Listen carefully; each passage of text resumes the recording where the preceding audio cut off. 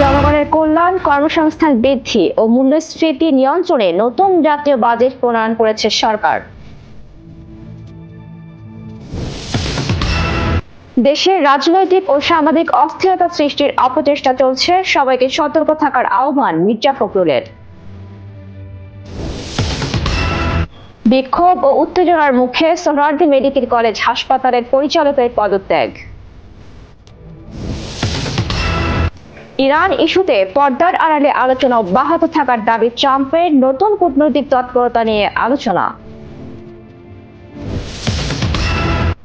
Israeli সামরিক অবস্থান লক্ষ্য করে হামলার দাবি হিজবুল্লাহর, মধ্যপ্রাচ্যে বাড়ছে নতুন উত্তেজনা। বিশ্বের অন্যতম মর্যাদাপূর্ণ সাংহাই আন্তর্জাতিক চলচ্চিত্র উৎসব প্রদর্শনের জন্য নির্বাচিত বাংলাদেশের সিনেমা। জাতীয় চলচ্চিত্র পুরস্কারের সংশোধিত তালিকায় আজীবন সম্মাননায় স্থান পেলেন কিংবদন্তি অভিনেত্রী শবনম। সালমান খানের আলোচিত কৃষ্ণসার হরিণ শিকার মামলাকে ঘিরে নির্মিত হচ্ছে নতুন সিনেমা। চলমান বিতর্কের জেরে ক্ষমা চাইলেন সোহেল রানা, স্ত্রীর সম্পৃক্ততার অভিযোগও অস্বীকার।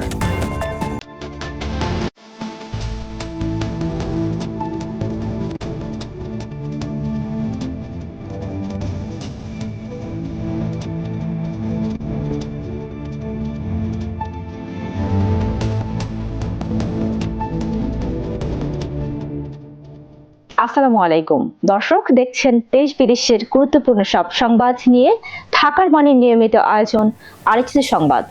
সঙ্গে আছি আমি সাইমা রূপা।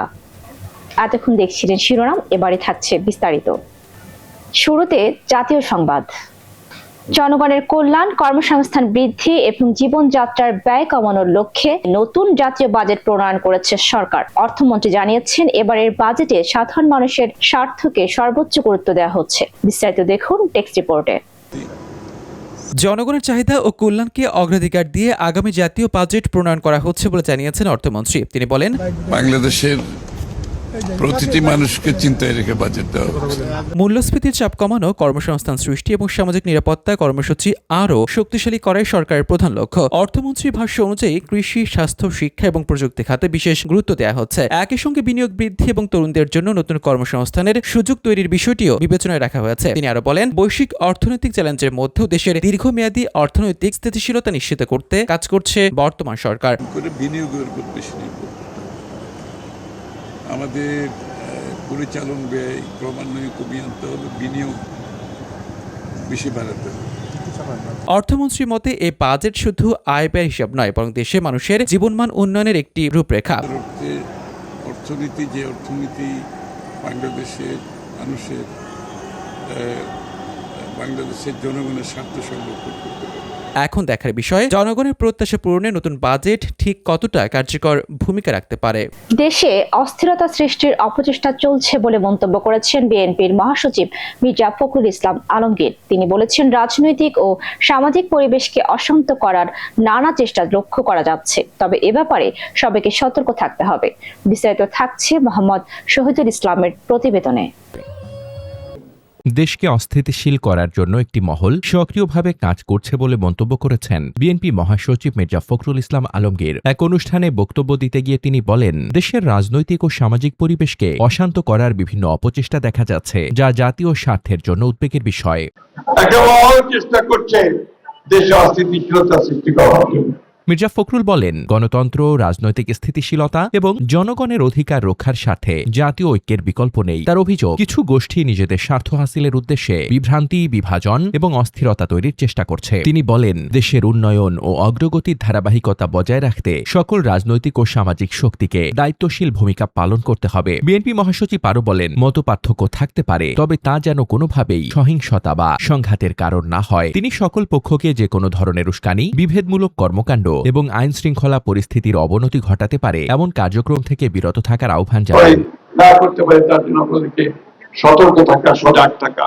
রাজনৈতিক বিশ্লেষকদের মতে দেশের বর্তমান রাজনৈতিক পরিস্থিতির প্রেক্ষাপটে মির্জা ফখরুলের এই বক্তব্য তাৎপর্যপূর্ণ। তার এই মন্তব্য নিয়ে রাজনৈতিক অঙ্গনে নতুন আলোচনা শুরু হয়েছে। দেশে স্থিতিশীলতা বজায় রাখা এবং গণতান্ত্রিক পরিবেশ রক্ষার প্রশ্নে রাজনৈতিক দলগুলোর ভূমিকা এখন আরও গুরুত্বপূর্ণ হয়ে উঠেছে। মির্জা ফখরুলের এই আহ্বান আগামী দিনের রাজনৈতিক পরিস্থিতিতে কি প্রভাব ফেলে সেদিকেই নজর থাকবে। রাজধানীর সোহরাওয়ার্দী মেডিকেল কলেজ হাসপাতালে বিক্ষোভ ও তীব্র সমালোচনার মুখে পরিচালকের পদত্যাগের ঘটনা ঘটেছে। সংশ্লিষ্ট সূত্র জানায়, বেশ কিছু প্রশাসনিক ও ব্যবস্থাপনাগত অভিযোগকে কেন্দ্র করে হাসপাতালের কর্মচারী, কর্মকর্তা এবং সংশ্লিষ্ট বিভিন্ন মহলের মধ্যে দীর্ঘদিন ধরে অসন্তোষ বিরাজ করছিল। সাম্প্রতিক সময়ে সেই অসন্তোষ প্রকাশ্যে রূপ নিলে পরিচালকের কার্যালয়ের সামনে বিক্ষোভ কর্মসূচি পালন করা হয়। প্রত্যক্ষদর্শীরা জানান, বিক্ষোভ চলাকালে হাসপাতালের এলাকায় উত্তেজনাপূর্ণ পরিস্থিতি সৃষ্টি হয়। এক পর্যায়ে পরিস্থিতি আরো জটিল হলে পরিচালক তার কার্যালয় ত্যাগ করেন। পরে তার পদত্যাগের খবর ছড়িয়ে পড়লে হাসপাতাল জুড়ে ব্যাপক আলোচনা শুরু হয়। তবে তার বিরুদ্ধে ওঠা অভিযোগগুলোর বিষয়ে এখনো পর্যন্ত আনুষ্ঠানিকভাবে বিস্তারিত কিছু জানানো হয়নি। সংশ্লিষ্ট কর্তৃপক্ষ পুরো বিষয়টি পর্যালোচনা করছে এবং প্রয়োজনীয় সিদ্ধান্ত যথাসময়ে জানানো হবে বলে জানিয়েছেন। সাম্প্রতিক বিতর্কের প্রেক্ষাপটে নিজের অবস্থান ব্যাখ্যা করে ক্ষমা চেয়েছেন সোহেল রানা। তিনি একই সঙ্গে দাবি করেছেন, চলমান বিতর্কের সঙ্গে তার স্ত্রীর কোনো ধরনের সম্পৃক্ততা নেই। বিস্তারিত দেখুন ডেস্ক রিপোর্টে। সাম্প্রতিক আলোচিত ঘটনাকে কেন্দ্র করে প্রকাশিত এক বিবৃতিতে ক্ষমা প্রার্থনা করেছেন সোহেল রানা। তিনি বলেন, অনাকাঙ্ক্ষিত পরিস্থিতির কারণে যাদের মনে কষ্ট, বিভ্রান্তি বা ভুল বোঝাবুঝি সৃষ্টি হয়েছে তাদের কাছে তিনি আন্তরিকভাবে দুঃখ প্রকাশ করছেন। সোহেল রানার দাবি, ঘটনাটি নিয়ে বিভিন্ন মহলে ভুল ব্যাখ্যা তৈরি হয়েছে এবং তার পরিবারের সদস্যদেরও অযথা আলোচনায় জড়ানো হচ্ছে। বিবৃতিতে তিনি বিশেষভাবে তার স্ত্রীকে নির্দোষ দাবি করেন। তার ভাষায়, স্ত্রীর বিরুদ্ধে যে অভিযোগ বা সমালোচনা করা হচ্ছে তার কোনো ভিত্তি নেই এবং চলমান ঘটনার সঙ্গে তার স্ত্রীর কোনো সংশ্লিষ্টতা নেই। তিনি বলেন, ব্যক্তিগত ও পারিবারিক বিষয়কে কেন্দ্র করে যেসব আলোচনা চলছে সেগুলোর অনেকটাই বাস্তবতার সঙ্গে সামঞ্জস্যপূর্ণ নয়। এদিকে সোহেল রানার এই বক্তব্য প্রকাশের পর সামাজিক যোগাযোগ মাধ্যমে শুরু হয়েছে নতুন আলোচনা। কেউ তার ক্ষমা প্রার্থনাকে ইতিবাচক পদক্ষেপ হিসেবে দেখছেন, আবার কেউ পুরো বিষয়টি নিয়ে আরো স্পষ্ট ব্যাখ্যার দাবি জানাচ্ছেন। তবে বিতর্কের মূল বিষয় এবং সংশ্লিষ্ট অভিযোগ নিয়ে এখনো বিভিন্ন মহলে আলোচনা অব্যাহত রয়েছে। ক্ষমা প্রার্থনা এবং স্ত্রীকে নির্দোষ দাবি করার পরও বিষয়টি নিয়ে আলোচনা থেমে নেই। এখন দেখার বিষয়, সোহেল রানার এই বক্তব্য জনমত ও চলমান বিতর্কে কতটা প্রভাব ফেলে। এবারে আন্তর্জাতিক সংবাদ।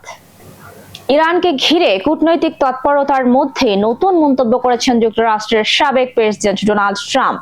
তিনি দাবি করেছেন, সরাসরি যোগাযোগে জটিলতা থাকলেও বিভিন্ন পর্যায়ে আলোচনা এখনো চলমান রয়েছে। সোহেল রানার প্রতিবেদনে ডেস্ক রিপোর্ট। ইরানকে ঘিরে আন্তর্জাতিক কূটনৈতিক তৎপরতা আবারও আলোচনায় এসেছে। যুক্তরাষ্ট্রের প্রেসিডেন্ট ডোনাল্ড ট্রাম্প দাবি করেছেন, মধ্যস্থতাকারীদের সঙ্গে ইরানের সরাসরি যোগাযোগে কিছু সীমাবদ্ধতা থাকলেও বিভিন্ন পর্যায়ে আলোচনা অব্যাহত রয়েছে। এক বক্তব্যে ট্রাম্প বলেন, বর্তমান পরিস্থিতি জটিল হলেও সংশ্লিষ্ট পক্ষগুলো সমাধানের পথ খুঁজতে কাজ করে যাচ্ছে। তার এই মন্তব্যের পর মধ্যপ্রাচ্য নিয়ে নতুন করে কূটনৈতিক অগ্রগতির সম্ভাবনা নিয়ে আলোচনা শুরু হয়েছে আন্তর্জাতিক মহলে। বিশ্লেষকদের মধ্যপ্রাচ্যে চলমান উত্তেজনা, জ্বালানি নিরাপত্তা এবং আঞ্চলিক স্থিতিশীলতার প্রশ্নে যুক্তরাষ্ট্র ও ইরান সংক্রান্ত যে কোনো আলোচনাই গুরুত্বপূর্ণ। তবে আলোচনার বিষয়বস্তু, অগ্রগতি কিংবা সম্ভাব্য সমঝোতা সম্পর্কে এখনো কোনো বিস্তারিত তথ্য প্রকাশ করা হয়নি। এদিকে ট্রাম্পের মন্তব্যের পর বিষয়টি আন্তর্জাতিক রাজনৈতিক মহলেও নতুন করে গুরুত্ব পেতে শুরু করেছে। পরিস্থিতির পরবর্তী অগ্রগতি এবং সম্ভাব্য কূটনৈতিক উদ্যোগের দিকে এখন নজর রাখছে বিভিন্ন দেশ ও পর্যবেক্ষক মহল। মধ্যপ্রাচ্যের উত্তেজনাপূর্ণ প্রেক্ষাপটে কূটনৈতিক সংলাপ কতটা অগ্রসর হয় সেটাই এখন সবচেয়ে গুরুত্বপূর্ণ প্রশ্ন, আর সেই উত্তরই নির্ধারণ করতে পারে অঞ্চলটির আগামী দিনের রাজনৈতিক সমীকরণ। মধ্যপ্রাচ্যে আবারও বেড়েছে উত্তেজনা। লেবানন ভিত্তিক সংগঠন হিজবুল্লাহ দাবি করেছে, তারা ইসরায়েলি সামরিক বাহিনীর ট্যাঙ্ক ও একাধিক সামরিক অবস্থান লক্ষ্য করে হামলা চালিয়েছে। তবে হামলার ক্ষয়ক্ষতি সম্পর্কে এখনো স্বাধীনভাবে কোনো তথ্য নিশ্চিত করা যায়নি। বিস্তারিত দেখুন ডেস্ক রিপোর্টে।